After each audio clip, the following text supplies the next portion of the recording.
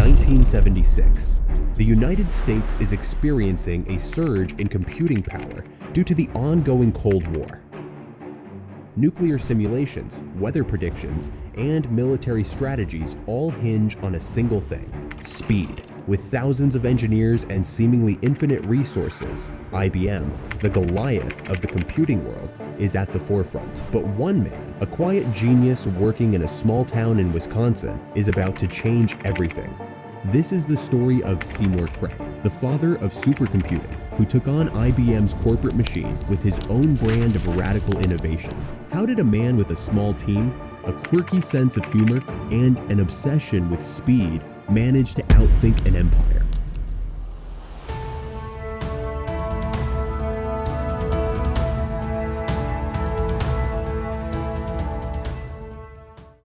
Seymour Cray was no ordinary engineer. Born in 1925 in Chippewa Falls, Wisconsin, he had a mind that thrived on simplicity and an obsession with speed. While IBM followed the conventional corporate approach, slow, methodical, and risk-averse, Cray was different. He believed that computers should be designed with one goal in mind: raw performance.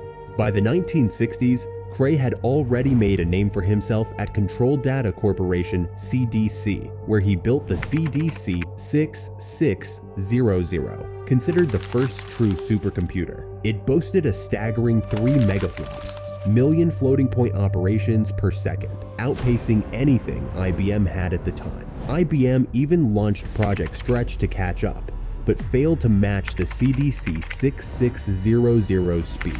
But Cray wasn't satisfied. He wanted more power, and CDC's corporate bureaucracy was getting in his way. Could Seymour Cray surpass the boundaries of computing?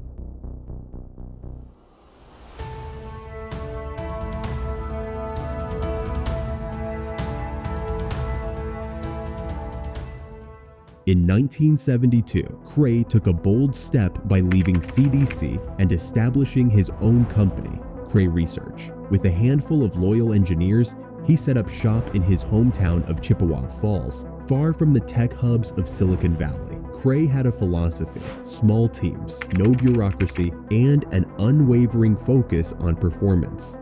Meanwhile, IBM was pouring millions into their own supercomputing projects, employing thousands of engineers across multiple facilities. They had the money, the manpower, and the brand. Cray had a vision. His approach was unconventional. He believed in hand-wiring circuits to minimize delays, using innovative cooling systems to keep processors running at maximum speed, and designing hardware with elegance and simplicity. Cray would often retreat to his lakeside cabin to think in solitude, claiming that spending time digging tunnels under his house helped him solve complex problems. While Cray was working in isolation, IBM was moving ahead with their ambitious project, the IBM 360/195. Could Cray really take on IBM with such limited resources?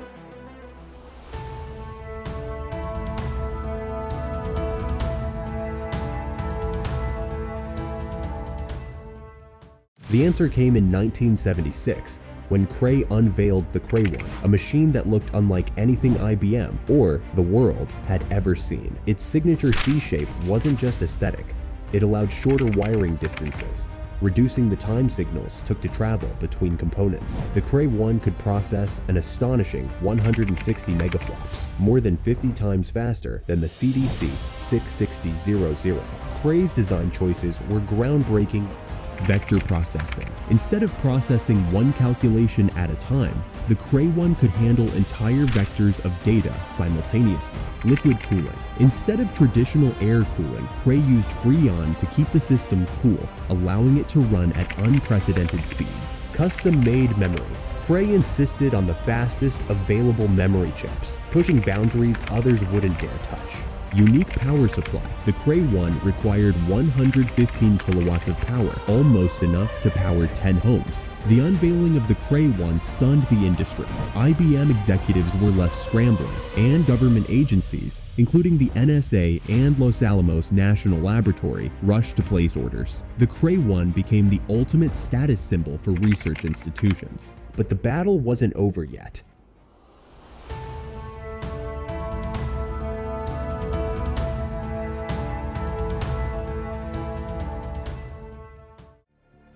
IBM wasn't ready to surrender. They launched aggressive marketing campaigns, highlighting Cray's limited production capacity and untested reliability. They warned government clients that relying on a small company for critical defense computations was risky. Cray, ever the quiet genius, responded with results. His supercomputers worked, and they worked fast. In the late 1970s, Cray's machines were used for everything from nuclear weapon simulations to weather modeling. The Cray one found its way into top-secret government labs, and its influence extended to Wall Street, where financial firms began using supercomputers for complex risk analysis. But there was a cost. The Cray one was enormously expensive, around $8 million per unit, and consumed enough power to run a small town. Critics argued that its high price limited accessibility, and that IBM's more scalable solutions were better for the mass market. Could Cray continue to outpace IBM in an increasingly competitive landscape?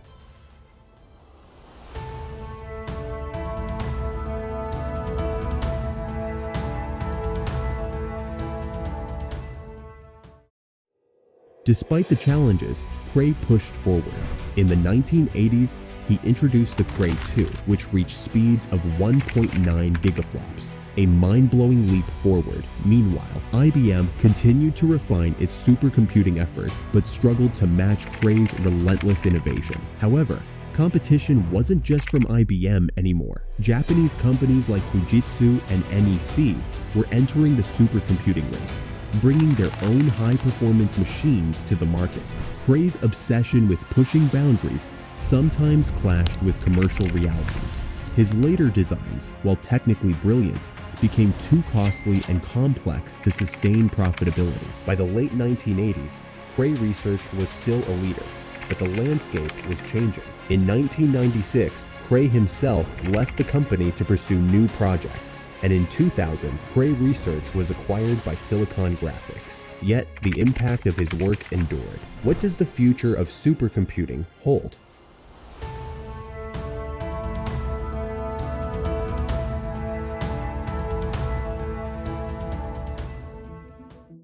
Today, the capabilities of supercomputers are astounding. Machines like the Fugaku supercomputer in Japan can perform over 442 petaflops, millions of times faster than the Cray one. IBM and Cray, now part of Hewlett-Packard Enterprise, are still competing in the high-performance computing space. With the rise of AI and quantum computing, the next battle is already brewing. In the end, Seymour Cray's legacy isn't just about speed.